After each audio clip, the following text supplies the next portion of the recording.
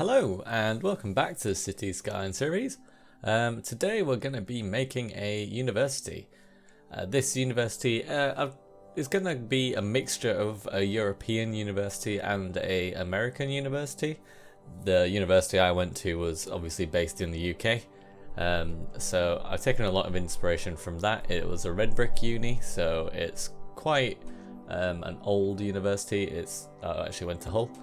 But I did also want to take some inspiration from American universities in regards to the sporting aspect of it and the fact that, you know, they have these huge college basketball, football teams that actually account for quite a big bit of income for the university. So I wanted to incorporate that into my city, as I kind of see my city as, you know, more of a European city but with a lot of modernizations, so I wanted to take that from the American side. Yeah, so you can kind of see that in the stadium I've plonked down here. I ended up deciding to put the university in the newer area of the city rather than the old town. So it's a fairly up-to-date new university rather than being a really old established one. I might do that in a future episode, but that university would be a lot smaller and a lot more prestigious and selective. But I wanted to make one that was a bit more generic, still, you know, still established and all that, but kind of free for anyone to go to. So if you enjoy this video or you're enjoying the series, please give this channel a subscribe, like the video if you enjoy it. If you don't like it, dislike it, and leave a comment below for feedback. Hope you enjoy the video. So to start with, I was just going to lay out the framework. I decided to put the university quite close to where the transport hub is that I placed down last episode. I'm trying to get into the habit of just building out my city a bit more with each episode that I do. In the previous series that I did, I ended up doing loads of really disjointed areas that didn't really connect up. So with this one, I'm really trying to make everything kind of seamlessly transition from one thing to the other. So I found a really good spot right next to the transport hub and with a really good connection to the main downtown area. So that's where I decided to put it. And then I just kind of drew out the framework for the dormitories first. So within the actual university area, I'm gonna split the campus up into like 4 sections. So there's gonna be the athletics section, there's gonna be the dorm section, there's gonna be the academic section, and then there's gonna be a third section that is kind of like the library and the student union and like the graduation hall. So not much actual university work will take part there, but it'll be kind of the traditional buildings that you see in a campus that do get used but aren't used as kind of used for special occasions rather than just every day. So yeah, I started with the sports stadium and I added in some tram links because this is right next to the transport hub. I just added in a simple circuit loop for the trams so that they can get in and out, and you know, people visiting from out of town can just take a train to the train station, jump on a tram, and then they're at the stadium. There isn't much more to be said. I only added a few stops into this tram loop because I don't want it to be overly populated. I want it to mainly just be students that use it, and then when the opposing teams come in from out of town, they can use it as well. So I don't imagine that tram line will be particularly heavy, but students will use it when they want to go around the city, you know, to the when I eventually get around to putting in some leisure areas, they won't be a far walk from that, or they can just hop on the tram that'll take them to the tram station and then get on a separate tram. I think I've enabled free public transport in my city, because that's how I kind of want everyone to get around rather than clogging up the streets in their cars. And yeah, for the dormitories, I just kind of made generic dorms that were kind of repeated. I actually made a bit of a mistake to begin with where I placed all the dorms down manually.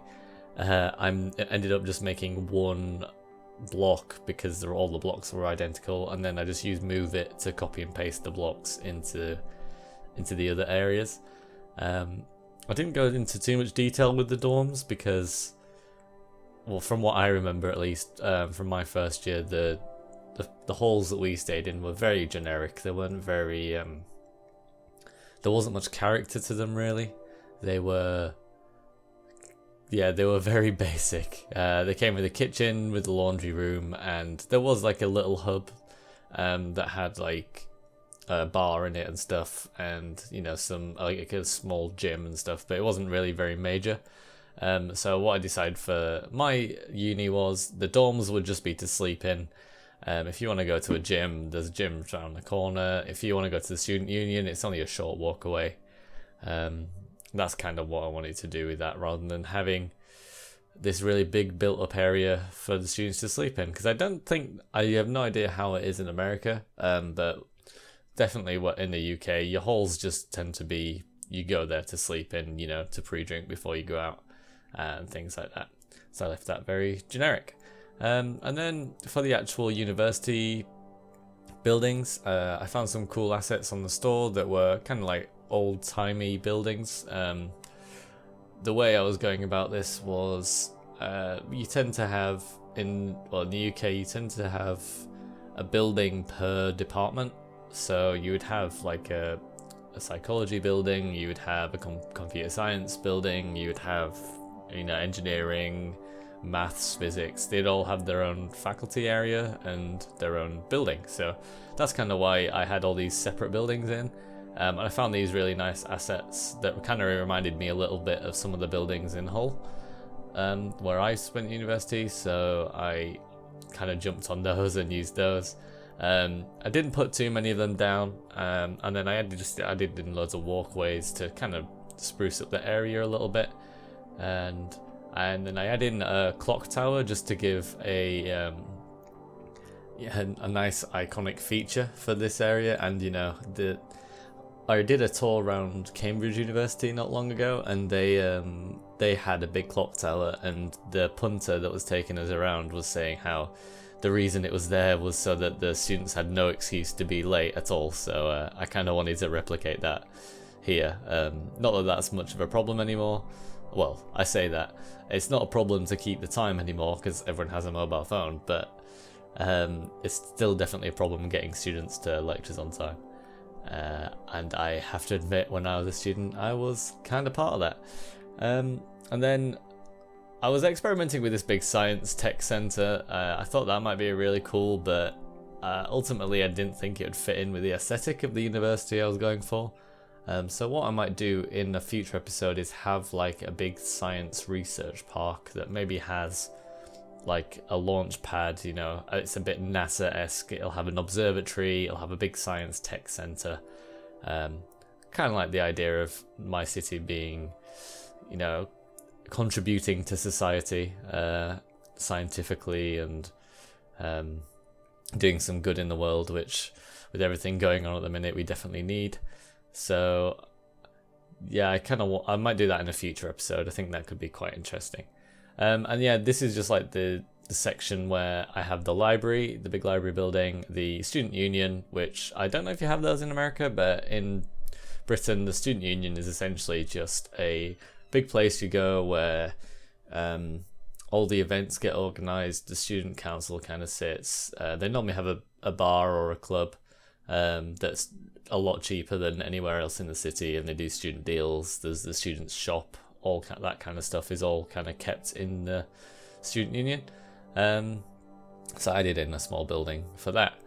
And then the last bit to do was I've already got the stadium in, but this is kind of the training area. So it's got rugby pitch, it's got there's a high school football asset that I found, so I used that one because it was a bit of a smaller stadium, and it had a bit of track and field and stuff. And then I added in a swimming pool, a gym, and some tennis courts. And then I just added in a really, really small little car park, because quite a few students tend to drive. I think more so in America. In the UK, not that many students have cars. You'd be lucky if one person that you shared a house with had a car, but I just put that in there in case. I kind of want to encourage walking a lot around this area, because I kind of keep everything that you could ever want within walking distance. because that's how my university was, so I kind of wanted to keep it in line with that. And yeah, I think that's about it. I think that's everything I did. What I'm planning to do is, because the one thing that this university is lacking is actually things to do. So in maybe the next episode or the episode after, I'm gonna do up the kind of leisure tourist area, which I'm gonna have. It's gonna be quite close to the university and the transport hub. It's gonna be on the shoreline. I'm kind of thinking along the lines of San Francisco and like Pier.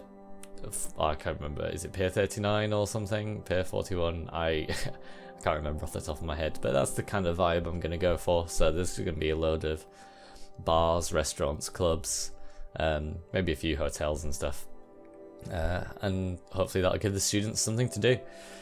So yeah, that's kind of it for this episode. I hope you enjoyed it. If you have any feedback, or if I miss anything out that you had at your university that you'd like to see, drop a comment below. If you enjoyed the video, give it a thumbs up. I love getting feedback, so it lets me know I'm doing the right things. Yeah. Thank you very much for watching, and I'll see you next time.